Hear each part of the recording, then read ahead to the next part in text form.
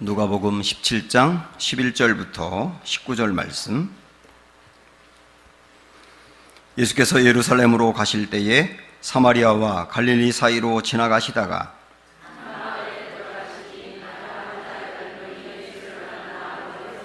소리를 높여 이르되 예수 선생님이여 우리를 불쌍히 여기소서 하거늘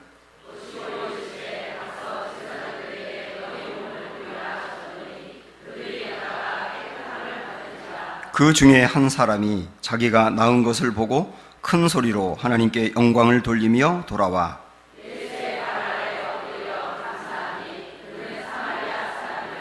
예수께서 대답하여 이르시되 10사람이 다 깨끗함을 받지 아니하였느냐? 그 9은 어디 있느냐?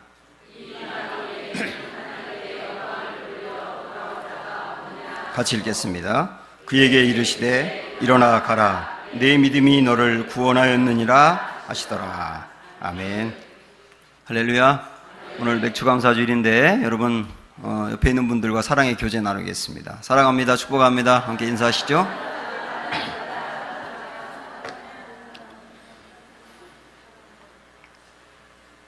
네, 어떤 목사님의 아이가 초등학교 2학년입니다. 이 아이가 어린이날을 맞이해서 학교에서 이제 숙제를 받아서 엄마 아빠에게 자기에게 편지를 써달라고 부탁을 한 거예요.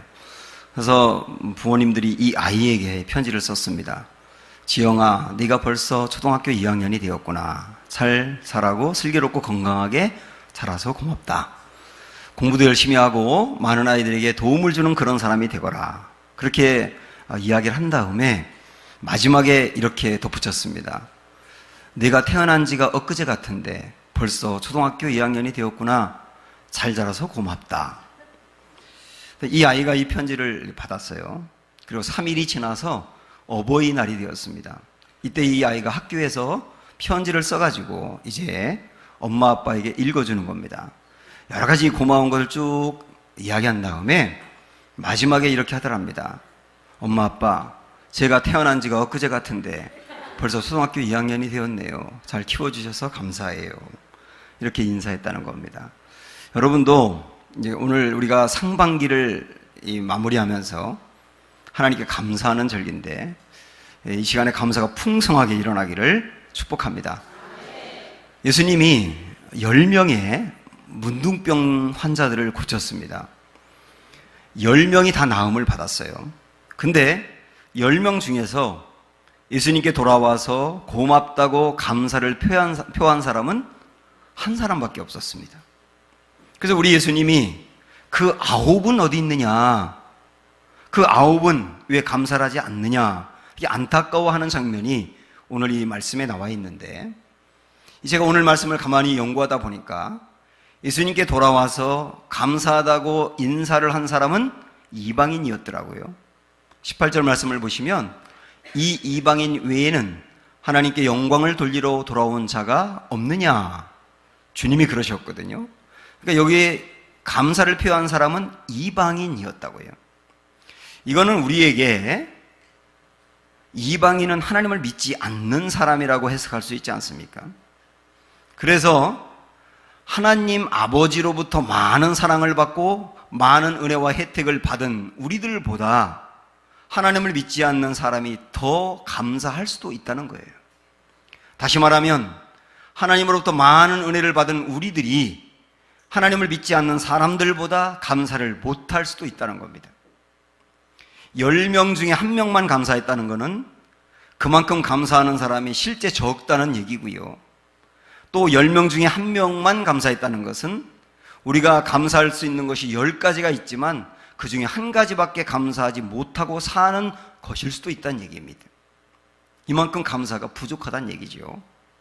그런데 이 감사가 얼마나 중요하냐면 오늘 예수님께 돌아와서 감사를 표한 사람이 감사를 표했는데 오늘 18절 말씀에서는 이렇게 이야기합니다. 보세요. 이 이방인 외에는 하나님께 영광을 돌리러 돌아온 자가 없느냐? 감사한 사람을 뭐라고 표현한다고요? 하나님께 영광을 돌렸다고 표현합니다. 하나님께 영광을 돌렸다는 말은 다르게 이야기하면 하나님을 영화롭게 했다는 뜻이에요. 그리고 하나님께 영광을 돌린다, 하나님을 영화롭게 한다, 그거를 저는 다른 용어로 말하면 하나님을 춤추게 한다, 그렇게 표현합니다.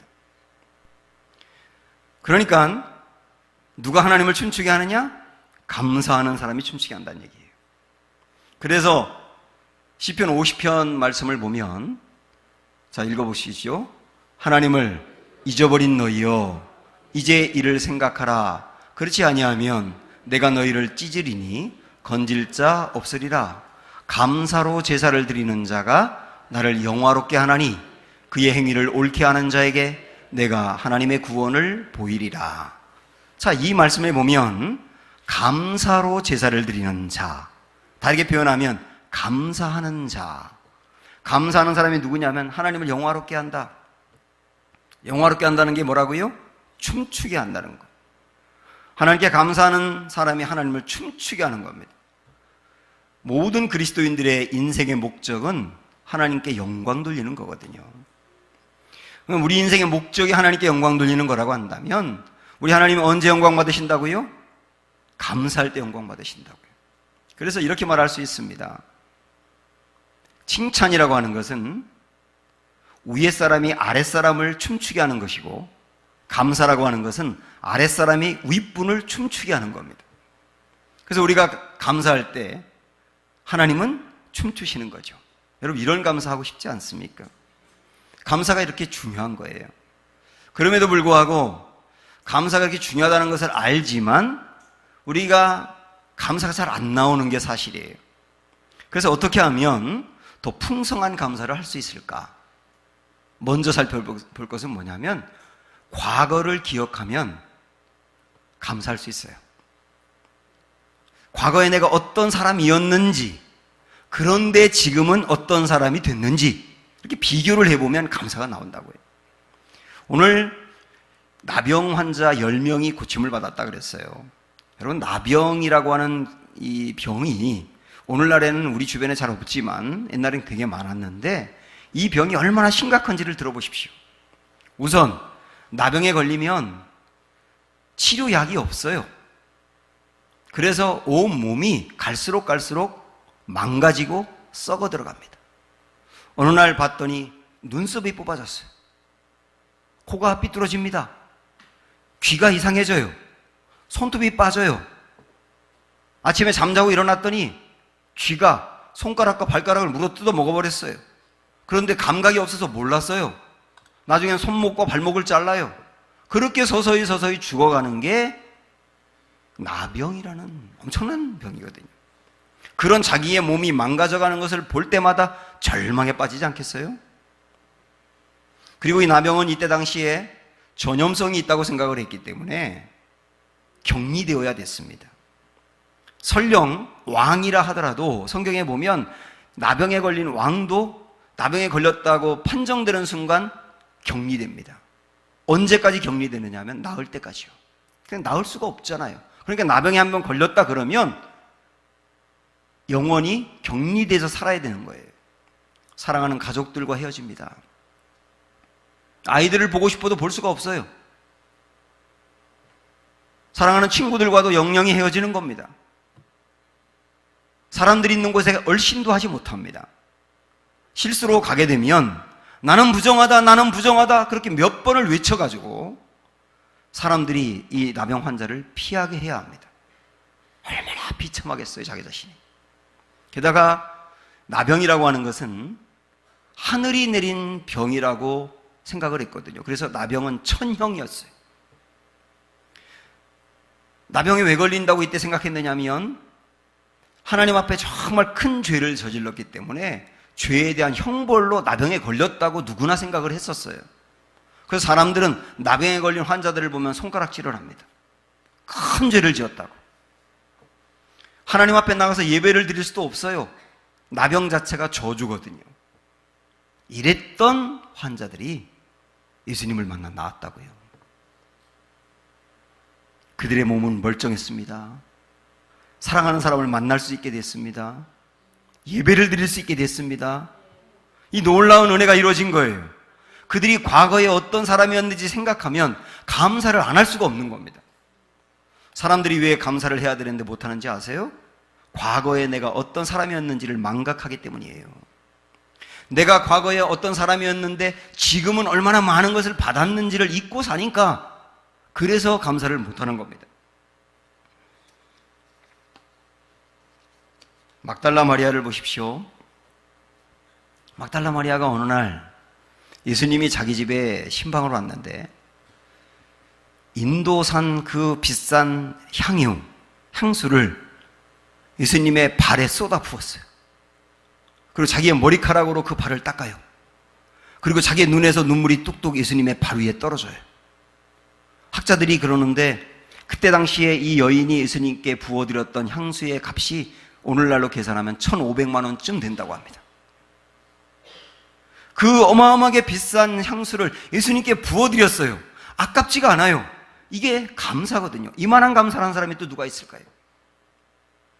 그러면 막달라 마리아는 어떻게 그렇게 감사할 수 있었을까? 자기의 과거를 아니까요.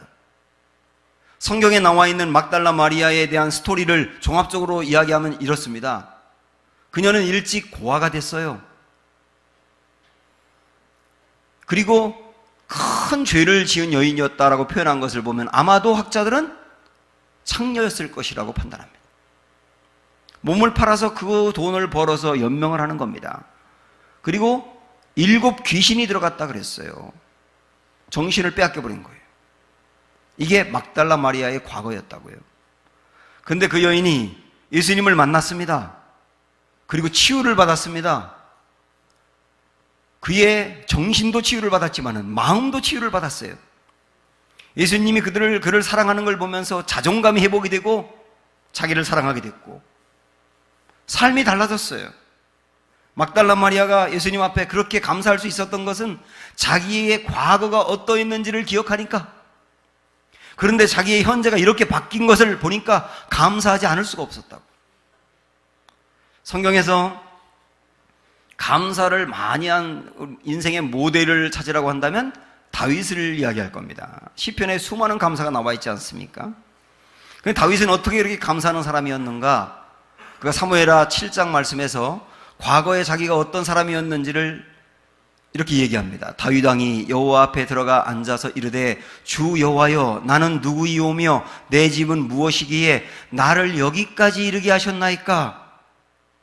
나를 여기까지 이르게 하셨나이까? 하나님, 제가 과거에 목동이었잖아요. 한 시골에서 양을 치는 목동이었잖아요. 아버지도 저를 인정하지 않았잖아요. 저는 왕이 될 만한 사람이 전혀 아니잖아요. 그런데 하나님이 저를 건져내서 성장시켜서 왕의 자리까지 오게 하셨고, 왕의 자리에서 이렇게 영토가 넓어지고 나라가 굳건해지고 이런 많은 복을 받았는데 나를 여기까지 이르게 하신 거 생각하면 감사하지 않을 수가 없어요. 과거에 내가 어떤 사람이었는지 생각하고 현재 내가 받은 복을 생각하니 감사가 안 나올 수가 없더라는 겁니다. 사랑하는 여러분, 오늘 우리도 이 맥주감사주의를 맞이해서 내 과거가 어떠했었는지를 잘 한번 기억해 보시기 바라고, 그런데 현재 내가 받은 것은 얼마나 큰지도 헤아려 보시기를 축복합니다. 감사가 여기서 출발하거든요. 이렇게 과거를 생각하고 현재를 보면 딱 나오는 말이 뭐냐면 이런 말이 나오게 돼요. 과분함의 은혜다. 야, 내가 지금 받은 게 너무 과분하다. 과분함의 은혜가 회복되면 감사가 회복되게 돼 있어요. 과분하다는 게 뭡니까? 내가 노력한 거에 비해서 많은 걸 받았다. 내가 실제 가지고 있었던 거에 비해서 너무나 많은 걸 누린다. 내가 과거의 삶이 이렇게 형편없었는데 지금 그 모든 게 용서가 되었다. 야, 내가 너무 많은 걸 받았구나. 그게 과분함 아닙니까? 과분함의 은혜가 회복되는 사람은 감사가 회복되게 돼 있어요. 예수님의 비유 중에 포도원 품꾼의 비유라고 하는 게 있지 않습니까? 포도원 주인이 인력시장에 가서 새벽 6시에 농장에서 일할 사람을 선택했잖아요. 그에게 하루 종일 일하면 쉽게 말해서 10만 원 주겠다 했습니다. 그리고 오후 5시에도 거기 인력시장에 가가지고 한 사람을 골라가지고 1시간 일을 시켰어요. 그리고 오후 6시가 돼가지고 이제 모든 것을 끝내고 계산할 때가 됐는데, 이 1시간 일한 사람은 생각했을 거 아닙니까? 야, 나에게 10,000원만 줘도 감사하겠다. 1시간 일했으니까. 한 30,000원쯤 주면 정말 좋겠다. 아, 근데 봉투를 열어보니 100,000원이 있는 거예요.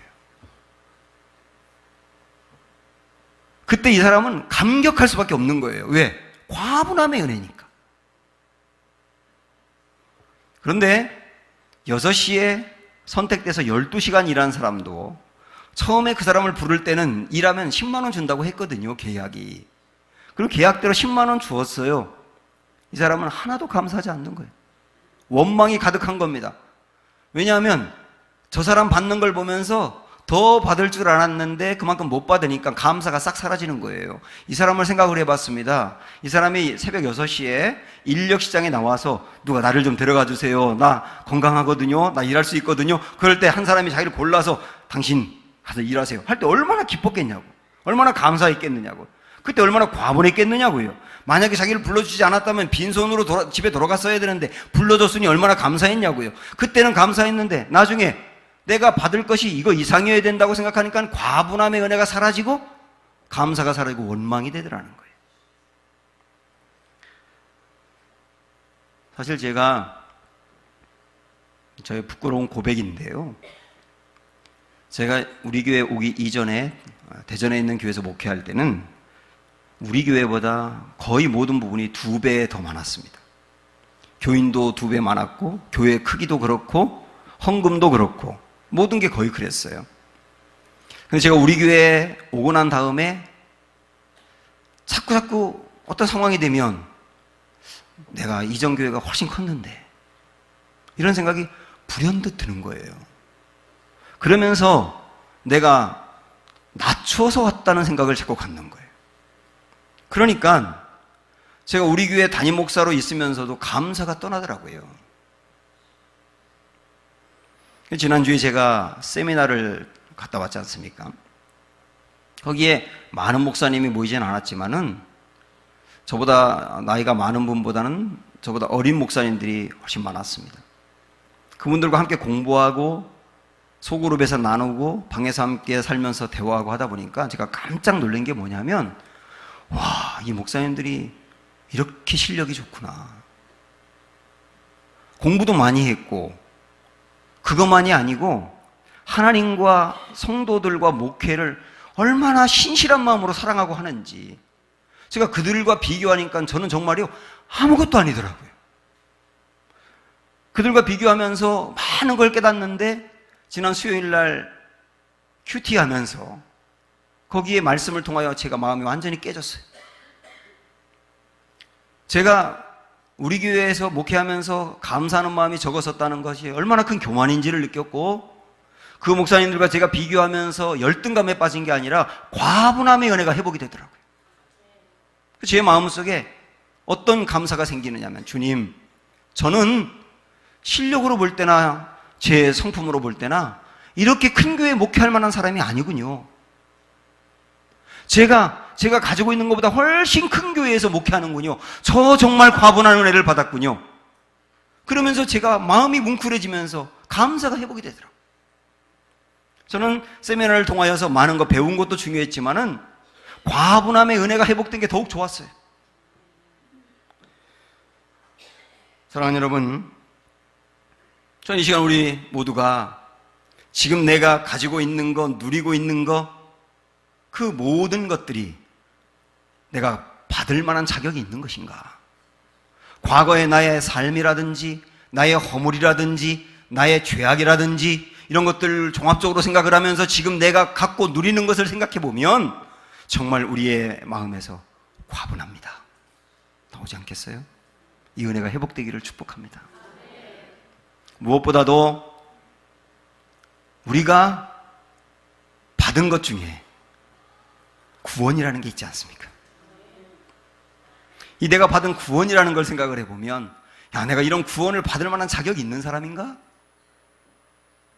내가 과거에 어떤 죄를 짓고 살았는데 내가 이런 구원을 받을 수 있는가? 그걸 생각을 해보셔야 돼요.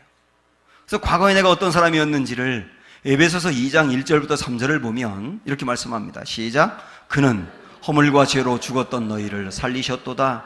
그때의 너희는 그 가운데에서 행하여 이 세상 풍조를 따르고 공중의 권세 잡은 자를 따랐으니 곧 지금 불순종의 아들들 가운데서 역사하는 영이라. 전에는 우리도 다 그 가운데서 우리 육체의 욕심을 따라 지내며 육체와 마음에 원하는 것을 하여 다른 사람과 같이 본질상 진노의 자녀이었더니.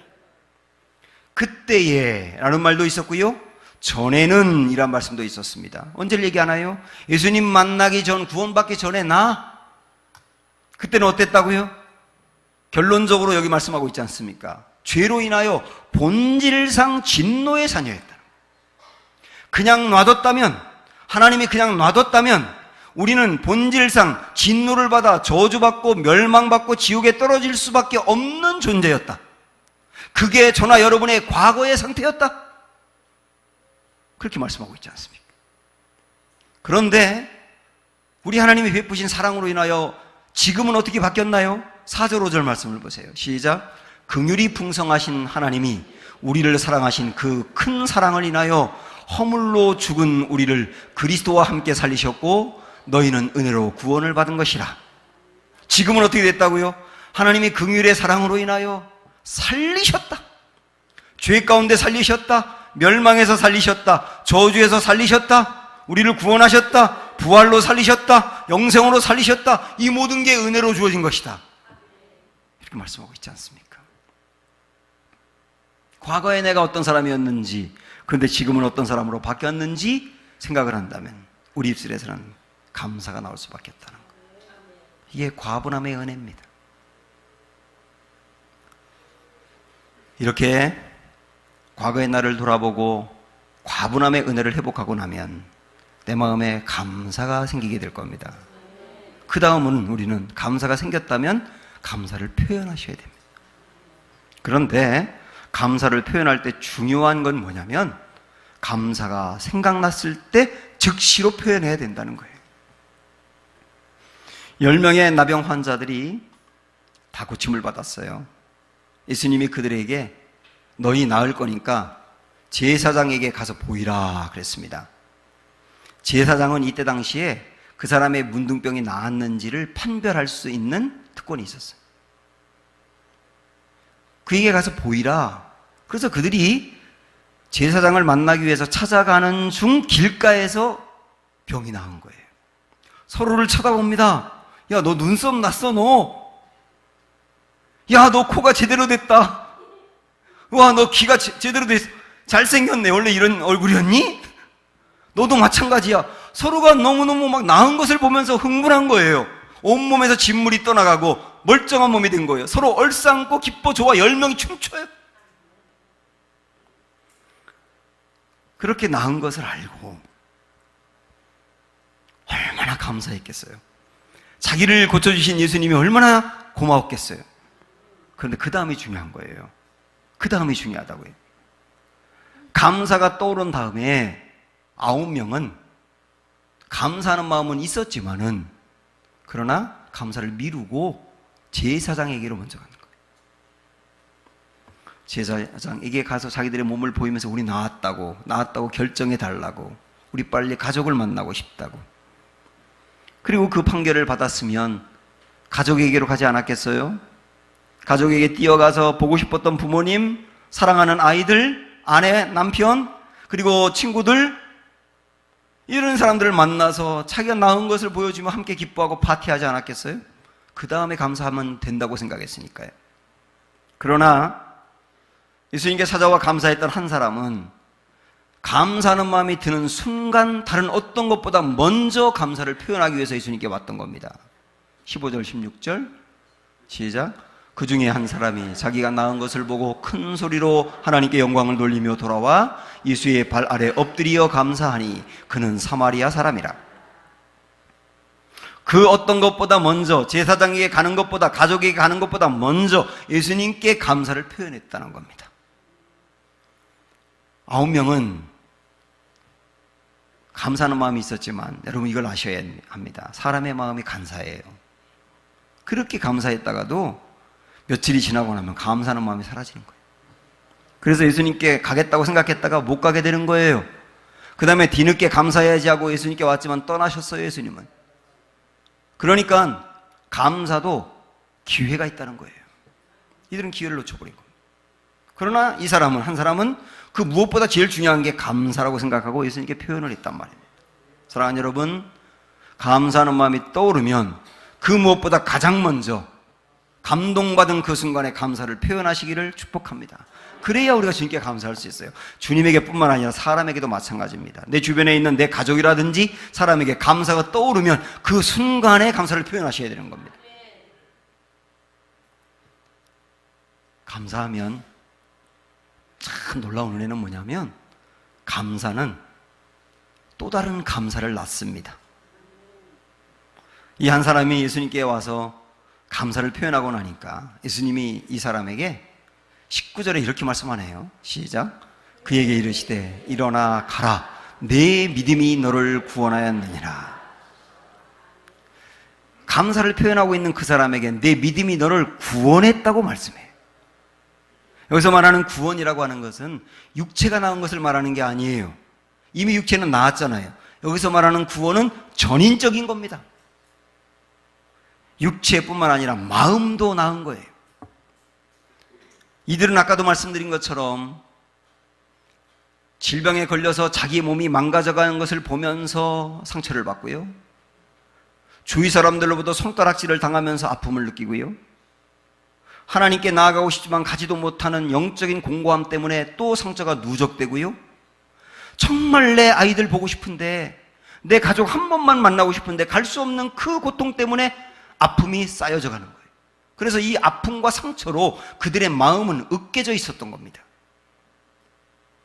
그런데 몸이 회복되고 난 다음에 마음도 회복이 되는 거예요. 원래 마음에 원망이 가득하고 불평이 많은 사람은 마음이 지옥이에요. 그런데 마음에 감사가 회복되는 사람은 마음이 치유가 되더라고요. 이 사람은 마음이 치유가 된 거예요. 그 마음 치유도 전인적인 구원이잖아요. 무엇보다도 우리 주님이 이 사람에게 내 믿음이 너를 구원했다라고 하는 것은 영혼의 구원을 말하는 겁니다. 다른 9명의 사람들은 육체는 구원을 받았는데 영혼의 구원까지 가지 못했잖아요. 근데 이 사람은 육체의 구원뿐만 아니라 영혼의 구원까지 가게 된 겁니다. 다시 말하면 9명의 사람들은 우리 예수님이 그들에게 준 선물 중에 포장지를 뜯지 않고 선물만 받았지만은, 그러나 이 사람은 포장지를 뜯고 그 안에 있는 진짜 좋은 것을 누렸다는 겁니다. 그게 영혼의 구원이잖아요. 그래서 우리는 결론적으로 알 수 있어요. 아, 감사는 또 다른 감사를 낳는구나. 감사가 이렇게 중요한 것이구나. 록펠러라고 하는 사람 여러분 아시죠? 록펠러는 그의 인생을 딱 전반부와 후반부로 나누어서 전혀 색다른 삶을 살았습니다.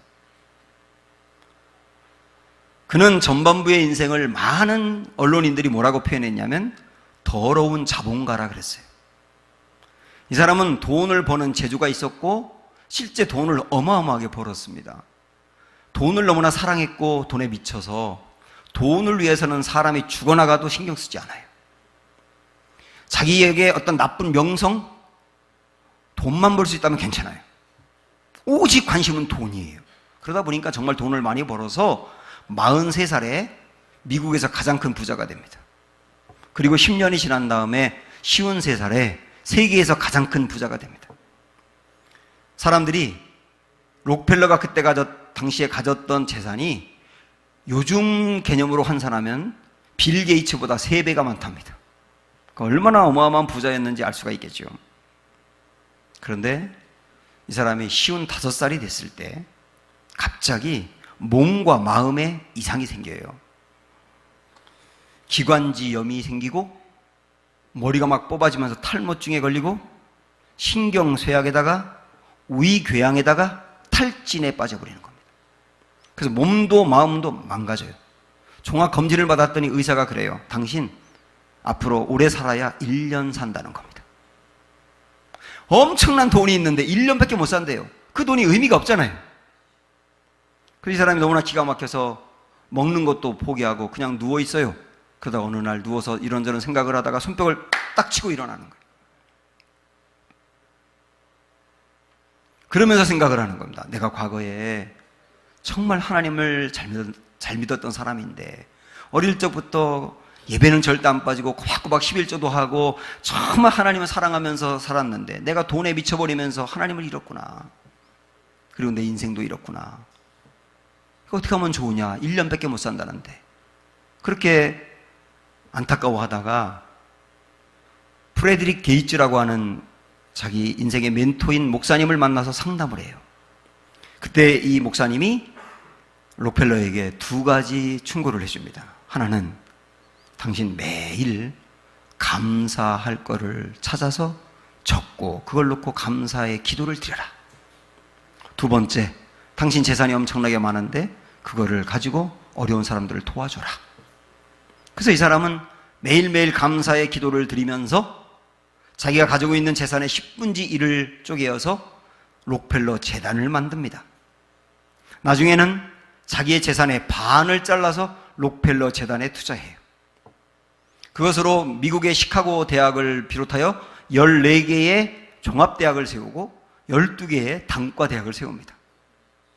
그리고 리버사이드라고 하는 교회를 뉴욕에 세운 것뿐만 아니라 그가 그 다음에 몇 개의 교회를 세우느냐면 무려 4,928개의 교회를 세워요. 그리고 그 어마어마하게 많은 재산으로 수많은 사람들을 살리고 세우고 돕는 일을 합니다.